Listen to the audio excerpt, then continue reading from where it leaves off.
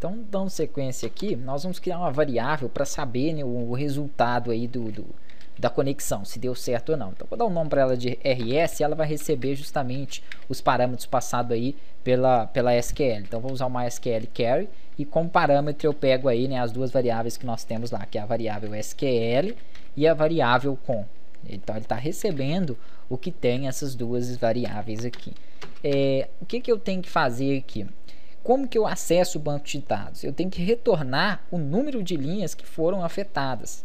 Nós já vimos isso também, né, no primeiro módulo aí de PHP, onde nós usamos o banco de dados. Então, eu vou criar uma variável chamada número e vou mandar, né, ele pegar os números de linha que tem lá e jogar dentro da variável resultado. Para fazer isso, eu uso uma SQL num e aqui eu coloco o parâmetro rows, né, que são aí linhas. Quantas linhas, né, foram afetadas e mando elas para dentro aqui da minha variável, passo como parâmetro, na verdade, a minha variável de resultado, que está recebendo aqui a conexão com o banco de dados. Então, é basicamente isso aí que essas linhas fazem. No bloco que eu mandei para vocês, eu vou mandar os arquivos prontos aí também, vai ter os comentários, então fica muito mais fácil para vocês estudarem. Eu não fico escrevendo aqui os comentários do que cada coisa faz, porque senão demora muito. Então, já tem aí no bloco comentado.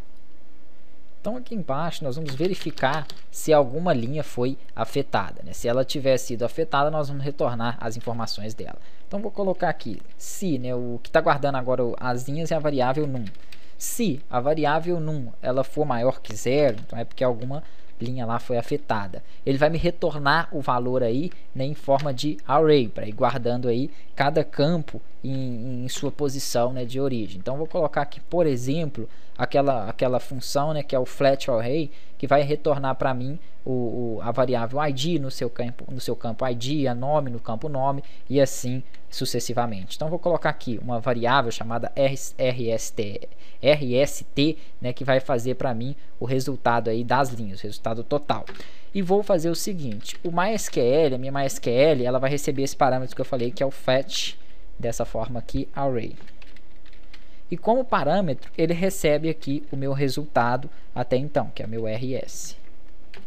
Feito isso, eu começo a colocar uma variável para cada campo da minha tabela. Então, vou colocar aqui uma variável chamada id. Ela vai receber justamente o resultado total, né, do que eu tenho lá dentro do meu campo id. Então, vou colocar aqui o rst, que é a minha variável, do campo id. Só que ele agora está passado em forma de array. Então, eu coloco aqui entre colchetes e aspas o meu campo id. Então, vou colocar ele aqui. Pode ser até minúsculo. Não sei se lá eu coloquei minúsculo ou maiúsculo. Eu coloquei ele maiúsculo, que eu acho que na minha tabela aqui, ó, não era para me ter colocado isso maiúsculo. Mas eu acho que foi maiúsculo.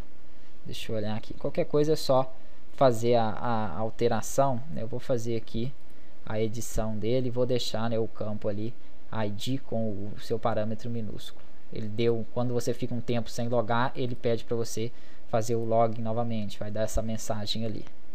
Então, entrou nela, clica aqui para poder alterar, ele vai deixar eu mexer no campo. Eu vou trocar aqui para id minúsculo. Beleza. E vou salvar. Então, só isso para evitar, né, mais um problema aí. Então, vamos deixar isso aqui tudo minúsculo, o nome dos campos. Fiz o primeiro aqui, vou fazer os demais. O que eu tenho que passar aqui, né, para os outros? Além do id, eu tenho, por exemplo, o login.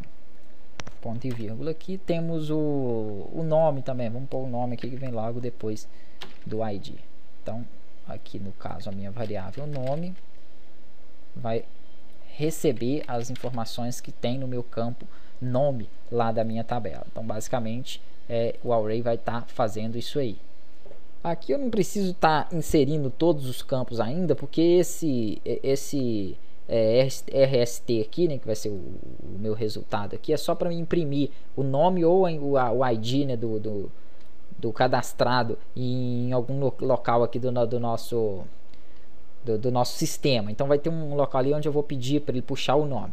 Para acessar as informações dele, né, eu preciso de inicializar a minha sessão. Então aqui é que eu vou colocar os dados que vai ter que ser verificados pelo banco de dados para saber se ele vai poder ou não acessar. Então vou colocar aqui session start, né, para dar início à minha sessão. Então essa função chama a sessão. E aqui eu vou começar a registrar os dados do usuário dentro da sessão.